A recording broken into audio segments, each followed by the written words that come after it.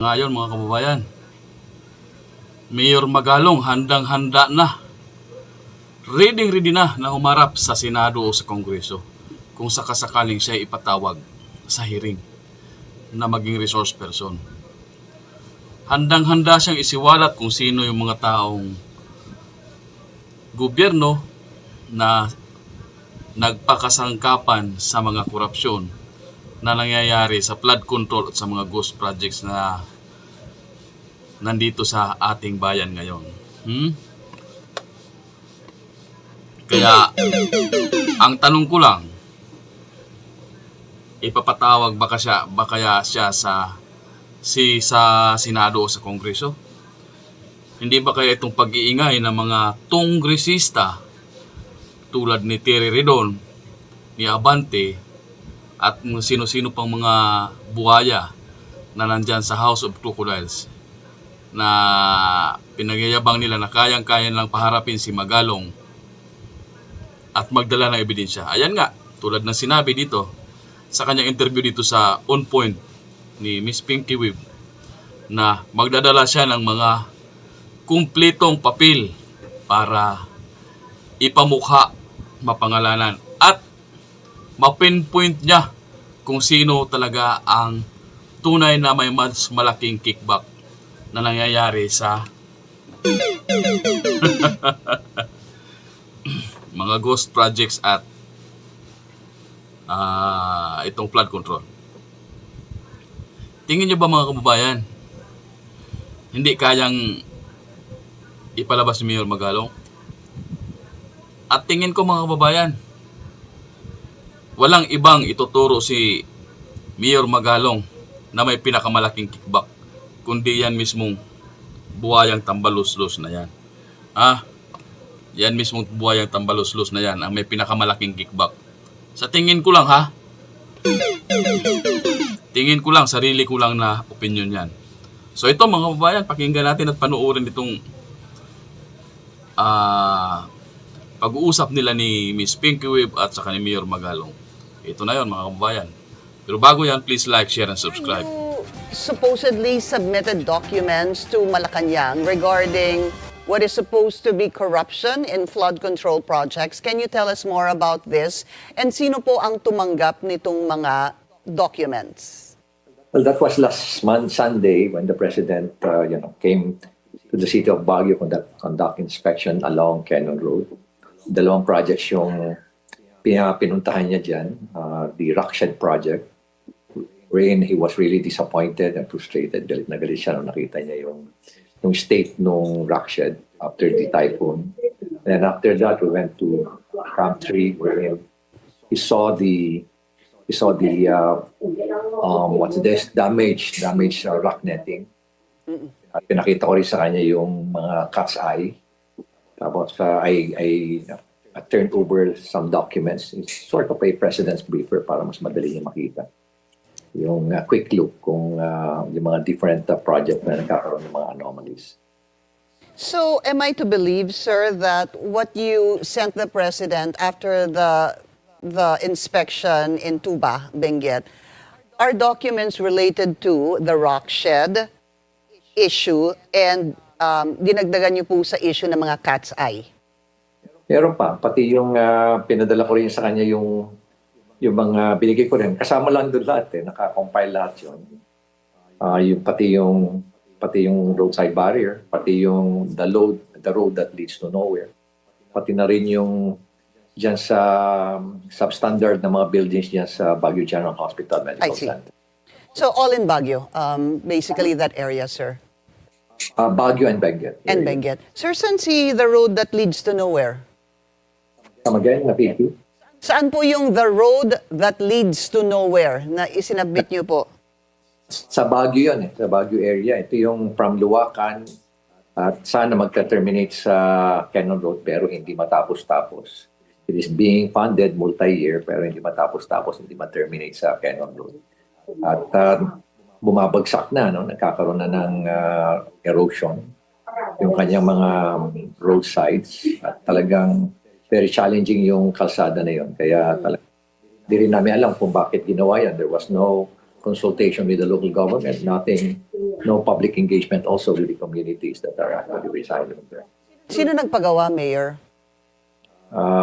Yung DPWH, Department of Public Highways, at yung allegedly this is it was that the fund was actually provided by the former Congressman Mark Go. The former congressman, did you say Mark Go, sir? Yeah, former Congressman Mark Go. Okay. So, yun po yung issue doon. And with that, sir, are you supposed to have a meeting with the president about, I guess, more revelations or insights you have regarding infrastructure or pangungurakot, SOP, etc., sir?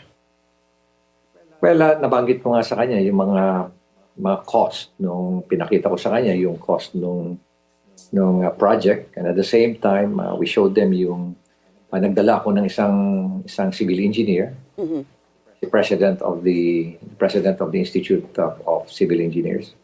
Tapos in-explain niya kung ano yung nangyari diyan, ano yung mga flaws, ano yung why is it that the project was only limited to that area. Dapat sana kinover na niya mismo yung isang vulnerable na site. And besides, pinakita niya na, sir, kung dito, kasi merong contentious issue doon eh. Sinasabi kasi na stay pa naman eh. Nakikita nila na stable. Paano nila sabi ng engineer? Paano magiging stable, sir? Kung titignan mo, merong ng retention wall dito, retaining wall rather. So bakit hindi na lang nila in-extend dito? And look at pinakita yung river, nakita nga namin yung gabion wall. It looks like, pati yung gabion wall substandard din ng pagkakakonstruct. Malaking tulong, Mayor, that the president went there. Yes. He was, alam mo, yung expression ni Presidente, talagang galit na galit siya. Very frustrated siya. All right. But is there, so meron na kayong pinadalang mga dokumento, this is with regards to Baguio, Benguet, but that's it. Yun lang po yung mga papeles or dokumento na isinumite ninyo. Yes, most of the were photographs, tapos numbers, actually. Was just a brief description of the project. All right. Mayor, I don't know why, but it seems that the camera is moving, no? All right, that's much better. Thank you, sir. Let's talk about this, the investigations that are happening. One, the Senate will have its day 2 of its investigation into flood control projects this coming Monday, kung saan ipapatawag na po yung ilang mga, sinapina na po rather, itong mga contractors. And then of course the House hearing that will start on September 2. That's a Tuesday.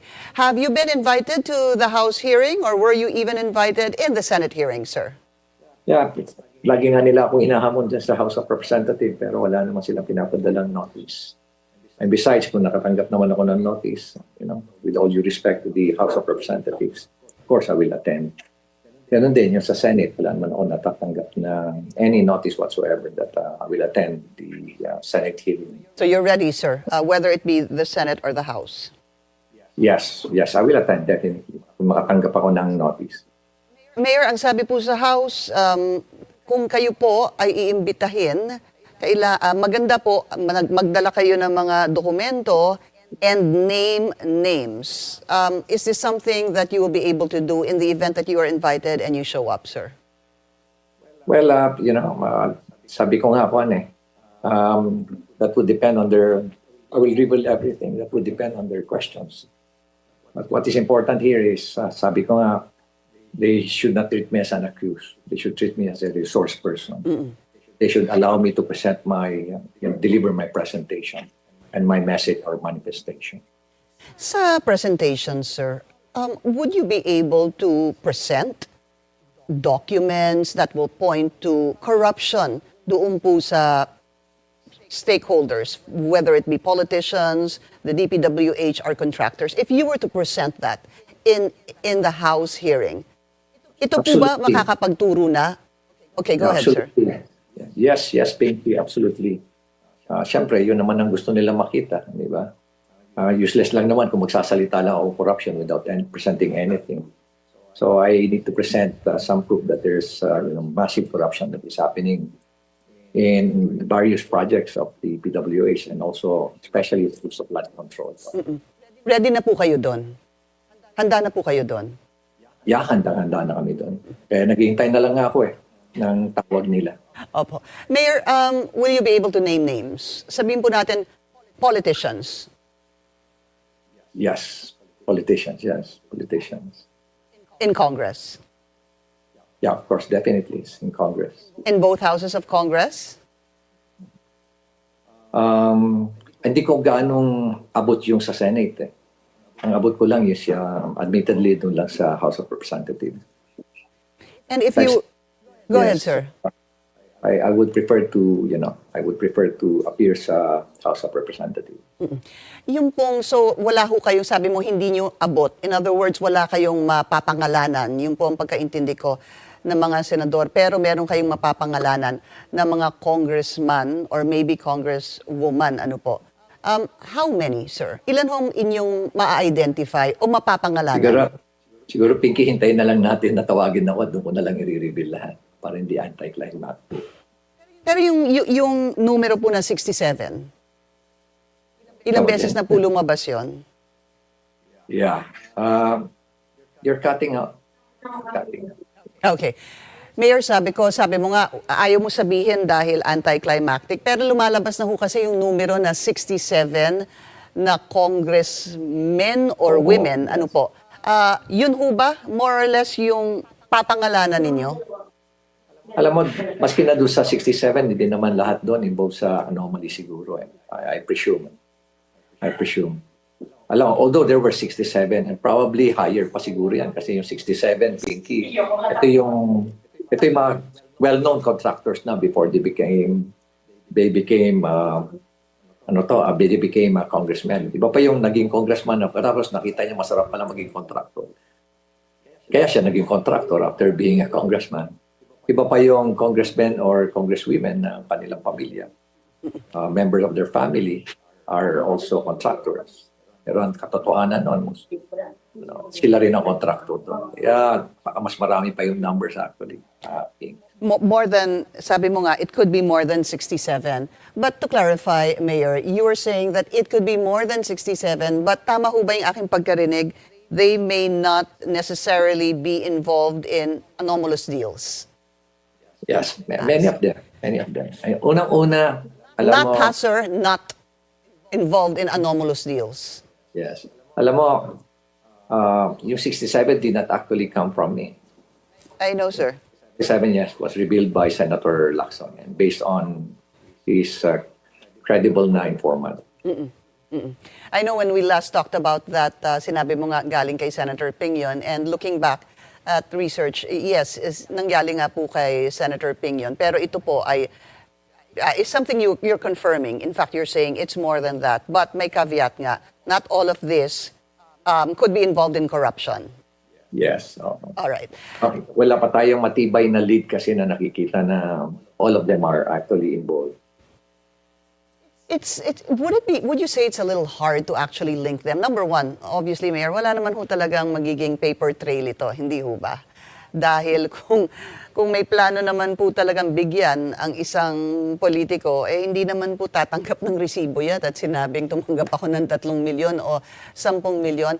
How do we trace this? For example, sir, sabihin po natin si Batangas 1st District Congressman Leviste, I'm sure you know this, sir, he filed a complaint against a district engineer, si Calalo po, after an alleged 3 million bribe to the congressman. So dito nagkwento daw tong si DE, anong supposed to be allegedly kalakaran doon, na kung saan yung dating congressman daw ay tumatanggap ng more or less 10 to 20%.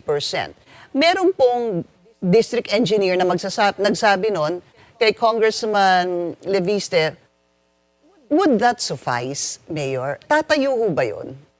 Well, kailangan may corroborative evidence, testimony coming from other people who have personal knowledge on what really transpired. Kailangan din yan. Kaya nga, kailangan talaga na investigador. Hindi pwedeng basta-basta kung sino na lang. Hindi rin basta-basta kung sinong lawyer. Kasi hindi na lawyers naman, kung hindi walang training sa investigation, hindi sila investigador. Alam mo kasi ang investigation kasi may mga tradecraft yan eh. May mga skills yan on how to really gather and collect evidence. Yung iba po mga congressman, obviously, hindi po masyadong natuwa doon sa lumalabas po na balita dahil parang nalalahat po sila, 300 plus of them. I'll go to Congressman Richard Gomez, and I'll put this up on the screen, but I know that there's been, nagkaroon ho kayo, naging magkaibigan po kayo muli. Ang sinabi niya kasi, well, and ito pong sabi niya, a part of it, he said that you talk nonstop about corruption in Congress. Why? Because it's an easy headline. Meanwhile, your own city is drowning in problems. The air quality is getting worse. There's not enough public transport. Maybe it's time to fix your own house before pointing fingers at others. Mahiya ka naman. In previous interviews, sir, you did say that sa iyong pakiramdam, ikaw ang pinariringgan ni Congressman Richard Gomez. Would that be correct, sir? Yeah, wala kaduda-duda naman.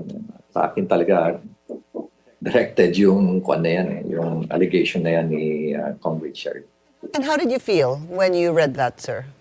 Ay, nasaktan ka agad ako dahil kaibigan ko siya. Honorary member ng klase namin. So, dapat sana tinawagan na lang niya ako. O kaya, kinonfront na lang niya ako. Unang-una, this is a very personal attack. Napansin mo yung mga wordings niya. No?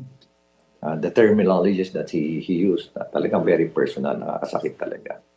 And second is, sana punta siya sa Baguio para malaman niya kung talaga yung mga ina-allege niya tungkol sa syudad ng Baguio. But nonetheless, alam mo, sabi ko nga, probably there's a reason why he was compelled to say that. Baka merong nag-pressure sa kanya, merong napagsabihan siya, kaya sabi ko nga, intindi na lang natin. Anyway, kahapon naman, nung nakita kami kahapon, he was with Lucy during a particular event sponsored by the European Union. This is about the circular economy.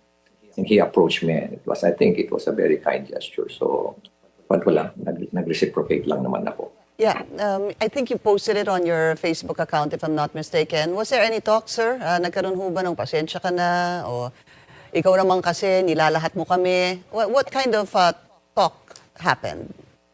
Well, meron siyang nag-whisper siya kasi. Nag-whisper siya sa akin na parang in-acknowledge niya yung presence ko para mista. Tapos nakita ko naman yung mata niya. And I can feel naman yung sincerity. Kaya na lang, hinata ko na lang siya. Tapos hinag ko na lang siya para just to say na I acknowledge. And that ends that, sir? Yes. All right. Alam mo, siguro, sabi ko nga, Pinky ko malamang he was compelled, he was pressured. Kung sa mga nagtatanong siguro, bakit ang daming alam ni Mayor Benji Magalong sa corruption? Could you answer that, please? Alam mo kasi marami rin nagsasabi.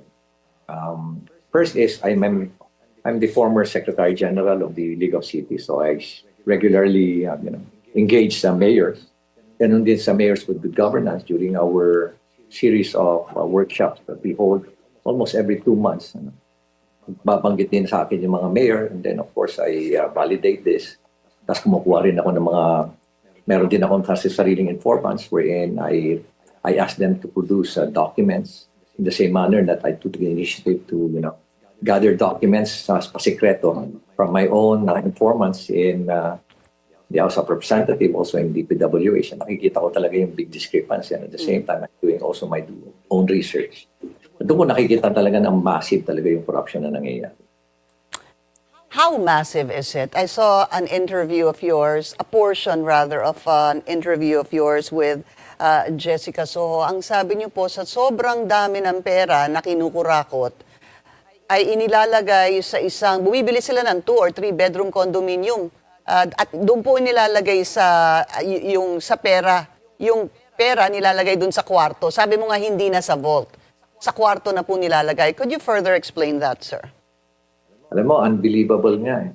Unbelievable, Pinky, na ganun na karami yung pera nila. If you notice, tingnan mo na lang yung sa flood control. Billions are actually involved. Nawawala yung billions.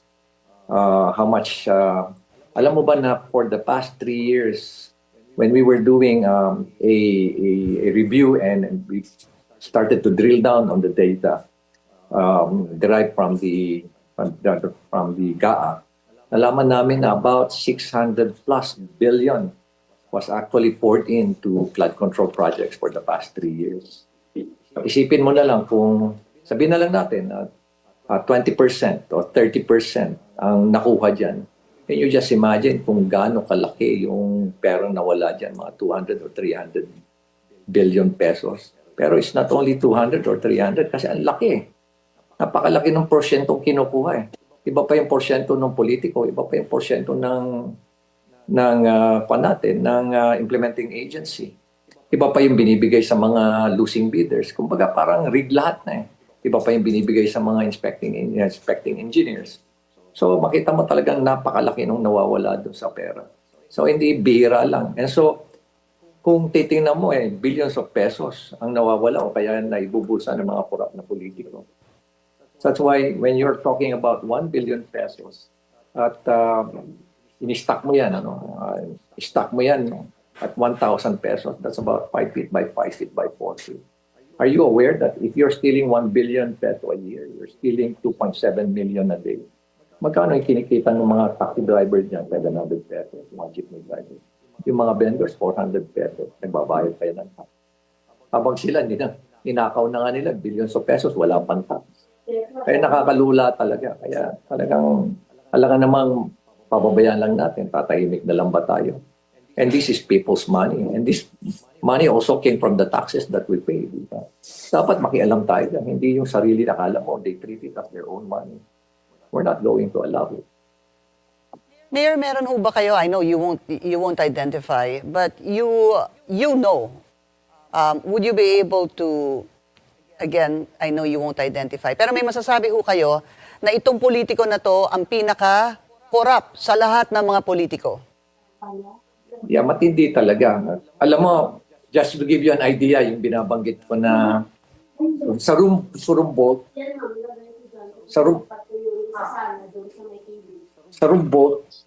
alam mo yung binanggit ko sa Rumbold, meron isang third-party provider na lasing yung congressman, tapos nag-usap sila.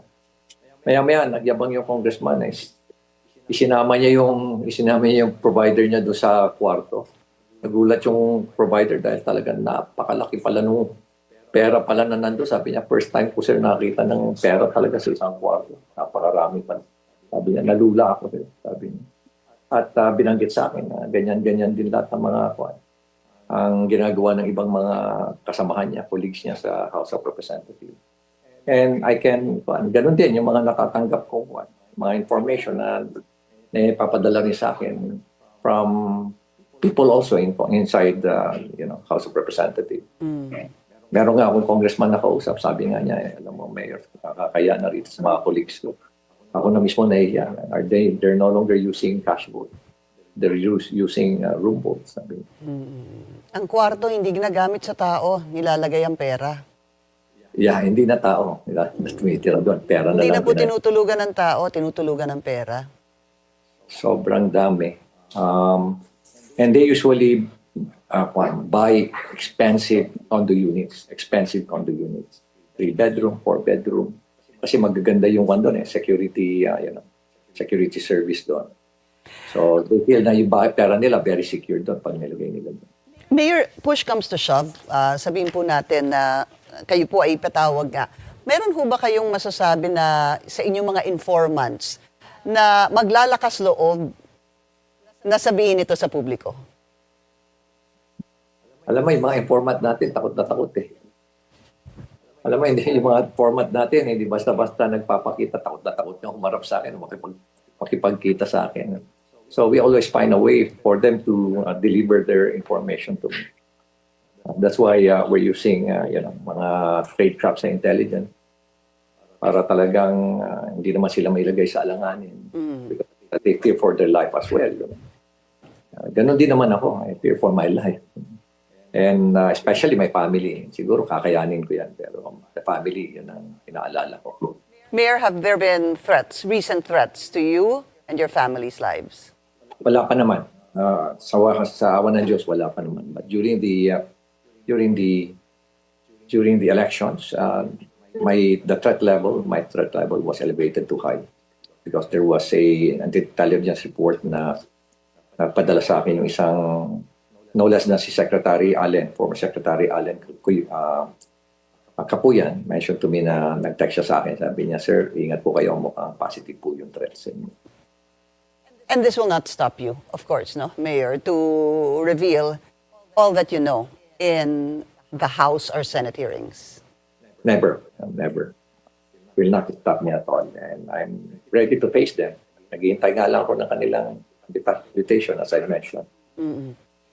And, there is also this plan, sir, for a lifestyle check, ordered rather by the President na mag-lifestyle check. How much, if this is done, gaano ko kaya kalaking tulong ito sa pag-pinpoint doon sa mga korap? Malaking bagay ang lifestyle check. Kasi alam mo yung lifestyle check, are you aware that it will take months to conduct a lifestyle check? Kasi ang daming proseso yan. Hindi, alam mo, magtatapos lang yan ng isang linggo. No? Ganyan, what I mean is personal, intensive. Kailangan mo na maraming tao to conduct a lifestyle check. Kasi iba-iba eh.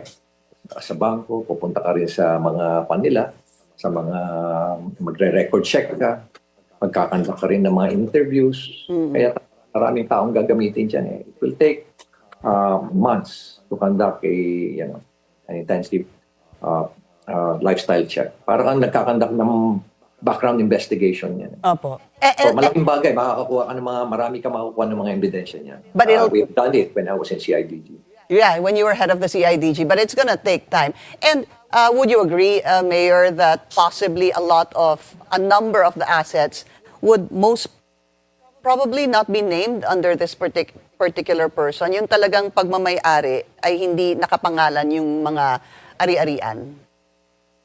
Alam mo, ang gagaling na nila eh. Ang gagaling nila, Pinky. Karamihan ng mga properties nila wala sa pangalan nila. Pero matrace mo naman yan. Matrace mo. May mga paper trails. Of course, you're going to interview neighbors. You're going to interview certain people na has personal knowledge. At ikakaroon ka lagi ng lead. There will always be lead. If you're a good investigator, you will always find a way to gather pieces of evidence. Marami na nga hong investigador sa social media. Yeah, sa social media pa lang, meron nga, di ba, tinatawag natin social media exploitation and document exploitation. Doon pa lang, makakapag-mine ka na ng napakarami doon. Dito, makikita mo na lang kung ano yung mga dinidisplay nila. Ang dami niyan eh. Minsan, nakakalimutan nilang ilagay kasi nga doon sa, they flaunt. They flaunt their wealth. Their wealth. And they're not really aware na, alam mo, they're just exposing themselves. Kaya, they're not aware that social media never forgets. Sir, maybe just as a last question because sinasabi mo nga dami mong nakukuhang impormasyon, you have leads into corruption allegations and how massive this is. If I were to ask you, kasi iba-iba po itong mga sinasabi, no? Yung pong provider. When you say provider, when you mentioned kanina provider, what exactly did you mean? Alam mo, Pinky, na you're cutting out. Okay. As a last question, sir. Yes. Sa dami ng alam nyo po, ang tanong ko lang po, iba-iba kasi ang nakikinabang according to you sa mga kickback. Sino ho ba ang pinaka malaking kickback ang nakukuha? Alam mo, pag tinanong mo sa House of Representatives, alam nila kung sino. Alam nila, nagmamaang-maangan lang sila. Pero alam nila.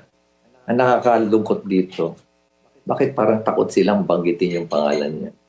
No. Kaya nga gusto ko na umarap dyan sa House of Representatives, dyan sa inquiry nila para banggitin ko yan eh. All right.